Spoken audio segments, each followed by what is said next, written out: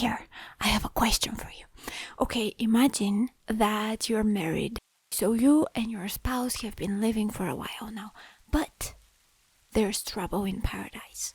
And now you want a divorce. I want to ask you, what is trouble in paradise for you? What would you consider a reason for divorce? For example, they cheated on you. That's a pretty good reason. Or maybe you just weren't meant for each other. You got together young and you have different schedules now and different aspirations. But what if I tell you that back in the day, for some people, a valid reason for divorce was the wife talking too much?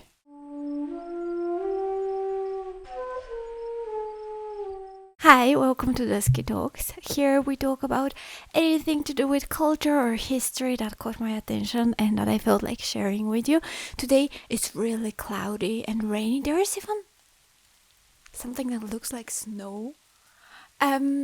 So I guess we're really into the dark mood, okay? And I'm gonna be telling you about divorce in Korea. As much as I'd love to jump into the divorce, that sounds wrong, but as much as I'd love to jump into the topic, we need some context. So I'm gonna add chapters, and if you're feeling really impatient and you wanna just jump to a chapter, be my guest.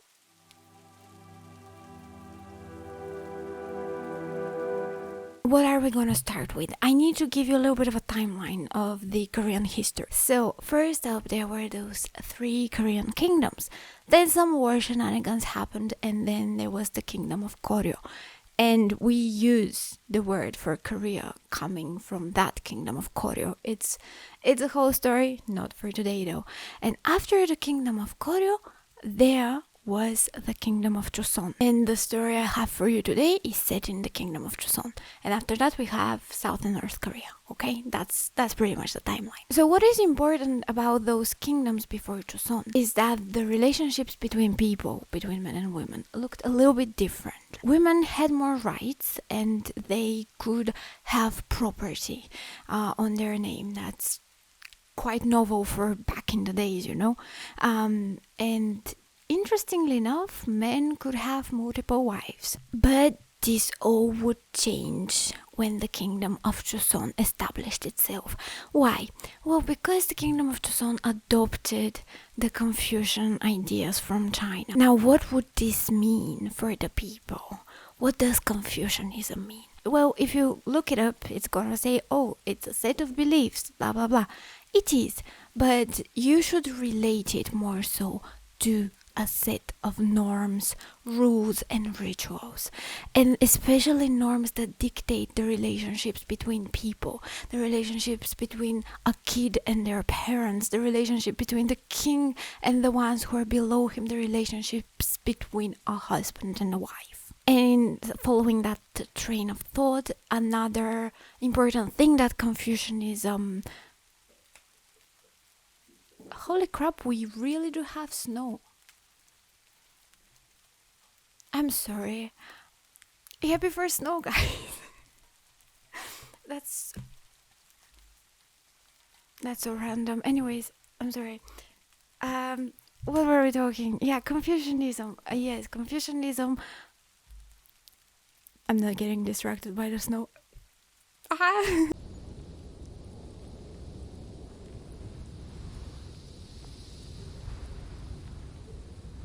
So Confucianism established a new relationship between men and women, and it was that a man can have only one legitimate wife, which was quite a novel thing. People were used to having several. So all of a sudden you have to have only one. But this in a way got balanced out by the fact that people were allowed, men were allowed to have concubines. Hearing this interesting type of situation, you might think that divorce would be rampant. There would be all those jealous women wanting divorce, but no. It's a Confucian society, only the guy can ask for a divorce. The women are kind of stuck in there. Not to mention that the government had quite a big role in divorce and trying to regulate it. The family was very important part of a solid, stable Confucian society. So they didn't want everybody to be divorcing their wives. But still, they set a list of 7 rules. And if any of those applied to the wife, a husband could want a divorce. It's important to mention that there were other regulations imposed to control those rules so that people don't misuse them, guys don't misuse them, but I'll discuss them later on. Okay, so the valid reasons for divorce in the Joseon society are as follows. Number 1, the wife doesn't get along with the in-laws. Absolutely unacceptable. Because in a Confucian society, the elders are to be respected. It is very important to take care of them, and it is very important to get along with them. And something that is still prevalent in today's society in some cultures is that fact that you're not really getting married to a person, you're getting married to their family, and so you need to get along with the family, you need to pay respect to the family. And I would imagine that it wasn't easy, especially if the environment was hostile towards you for some reason, but you had to make it work as a woman, Okay, so reason number 2 was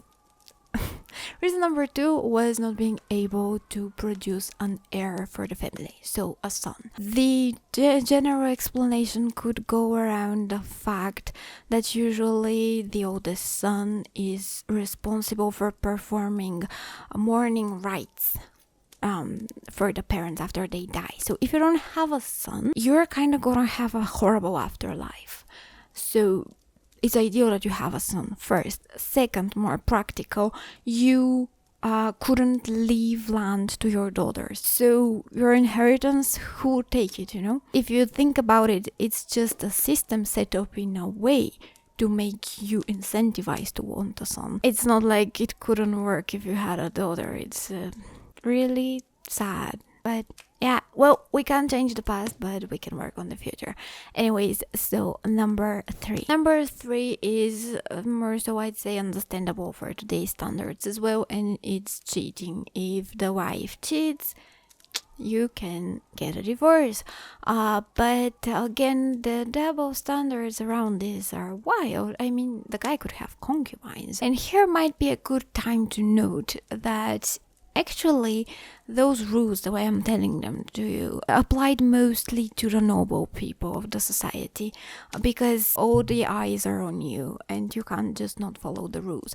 But in the lower strata of the society, it is recorded that women were a little bit more liberated, at least if we can use that term from our perspective. There was this recorded case of Mr. Pak, who had 5 wives, and the reasons for that number is that all 4 before the 5th one abandoned him and ran away with their lovers, or just ditched him. So this could happen and people could evade the rules, but definitely didn't apply to the nobility. That being said, specifically cheating, not a good thing either for men or for women, so grounds for divorce even today.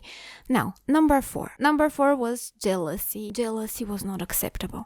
In a Confucian society, the man and the woman, the core, the family, are very important, and they are supposed to be in harmony, which means that everybody around them, concubines and all, should also be harmonious. The wife shouldn't be jealous of the concubines, and the husband is responsible for keeping the peace. If there were troubles between a wife and the concubines of a household, the husband would be punished for it. Don't imagine something severe, but it would still be a punishment.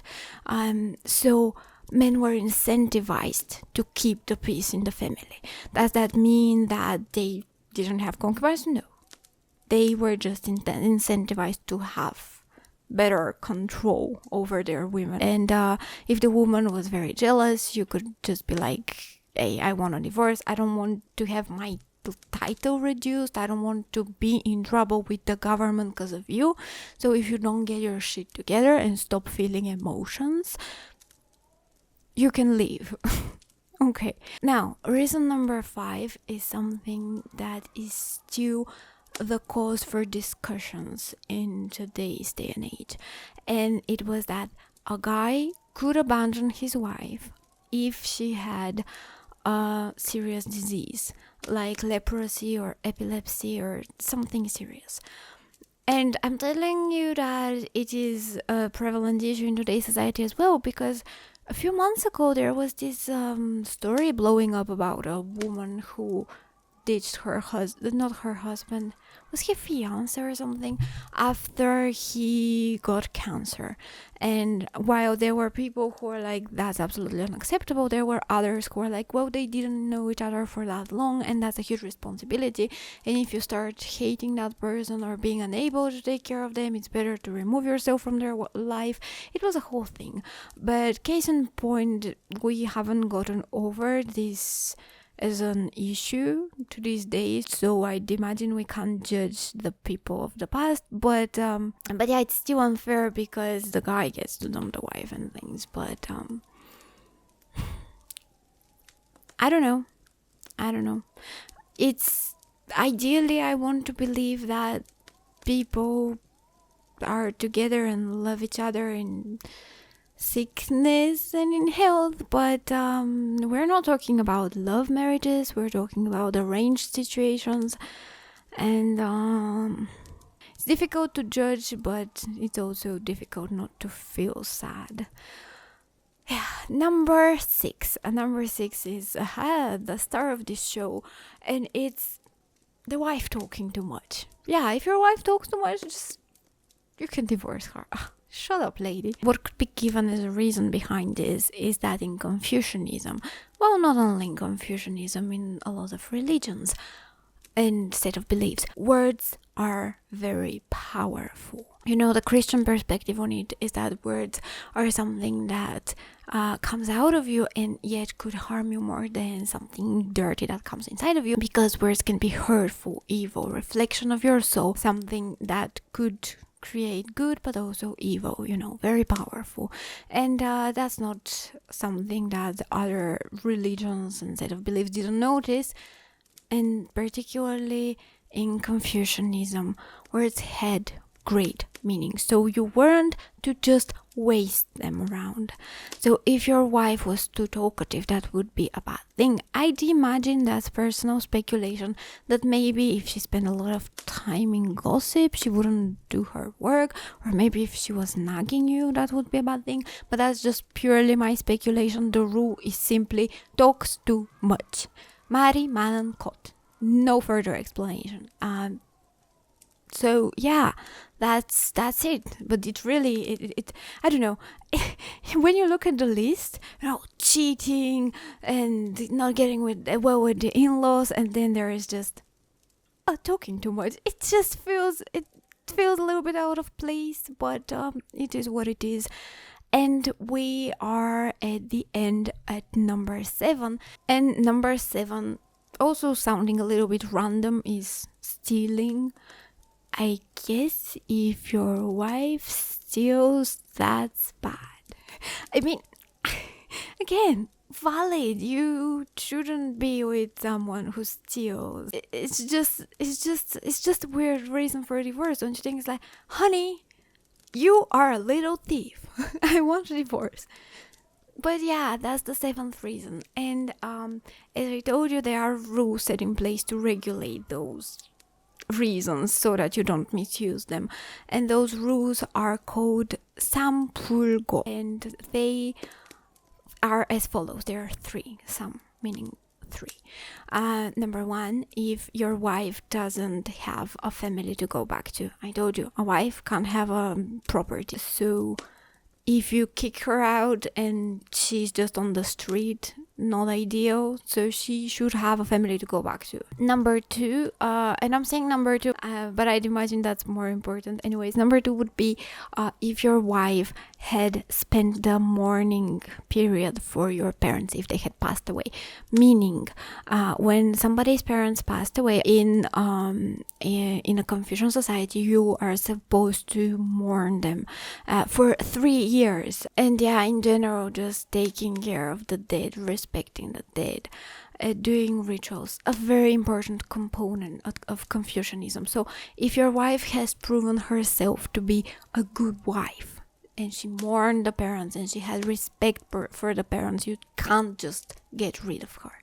And number three is if you were poor before the marriage and then you got married and you acquired wealth, you can't get rid of your wife, because I suppose she contributed, and so you cannot just ignore her. But in the case of cheating, those didn't apply. Or some evil doing, So if your wife cheated or did something evil, even if she doesn't have parents, she can go live on the street.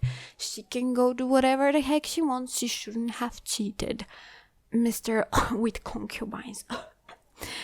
And yeah, that's pretty much it. Very, very interesting rules. It's very interesting to look them from today's perspective, but a little bit of a reminder for myself and for you if you need it.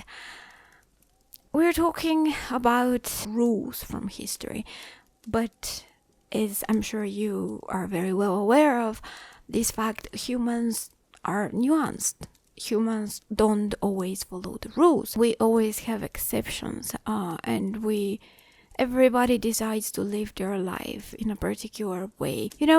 I guess history has this kind of a tendency to dehumanize people, and we forget those were individuals who lived lives. I hope, even though it sounds that those women back then had such restrictive lives, I hope that they found their own ways of experiencing happiness. Yeah, I'd like to imagine that they weren't miserable all the time. And yeah, that's pretty much it. I hope you had a fun, enjoyable learning time, I guess. And I'll catch you later. Bye. And happy first snow.